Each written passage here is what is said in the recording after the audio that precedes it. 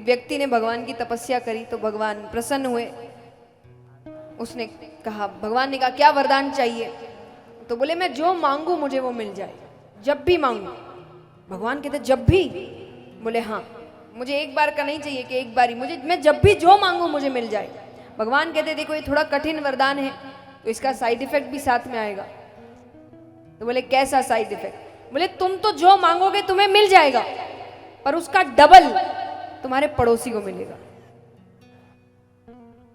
उसने कहा मुझे क्या फर्क पड़ता है, मुझे तो जो चाहिए वो मिलना चाहिए ना बस।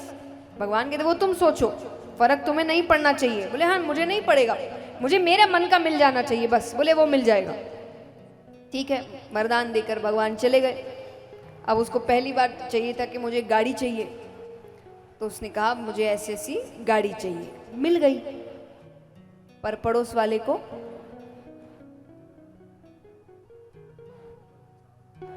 उसने कहा चलो कोई नहीं, मुझे तो मिल गई ना। अब उसको घर चाहिए था तो उसने सोचा मुझे बड़ा सा एक ऐसा बंगला चाहिए, उसको मिल गया। लेकिन पड़ोस वाले को अब उसकी हालत खराब हो रही है। अब ऐसा हो रहा है कि अब उसके अपनी चीजों पर ध्यान नहीं जा रहा। अब उसको लग रहा उसके पास क्यों है। तो अब तीसरी बारी आई, तो तीसरी बार वो कहता है कि भगवान करे मेरी एक आंख फूट जाए।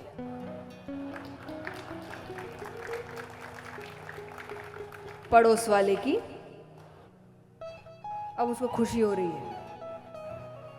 अब वो कहे मेरा एक हाथ टूट जाए, पड़ोस वाले का, उसको और खुशी हो रही है।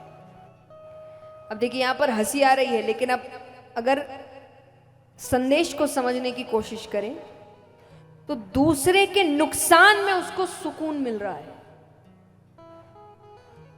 अपनी चीजें उसको मिल रही थी, उससे उसको खुशी नहीं हो रही है, उसको दुख हो रहा था कि उसको क्यों मिल रहा है। पर जब किसी और के साथ बुरा हो रहा है तो उसको खुशी मिल रही है।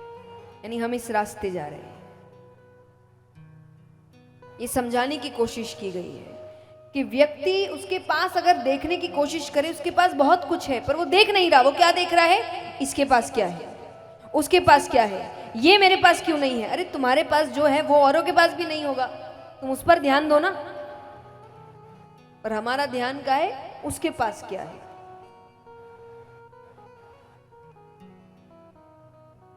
तो इसीलिए मनुष्य के पास जो हो उससे वो कभी भी खुश नहीं होता।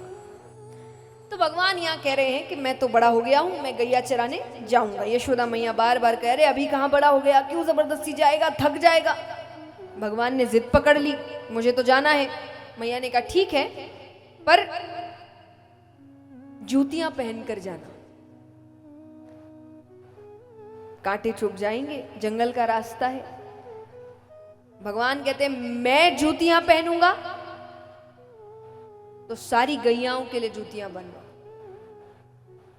यशोदा मैया ने कहने कहने में कह दिया, अरे पशु भी कभी जूतियां पहने? पशु कहते ही भगवान रोने लग गए। भगवान कहते उसको पशु मत कहना, वो सिर्फ पशु नहीं है।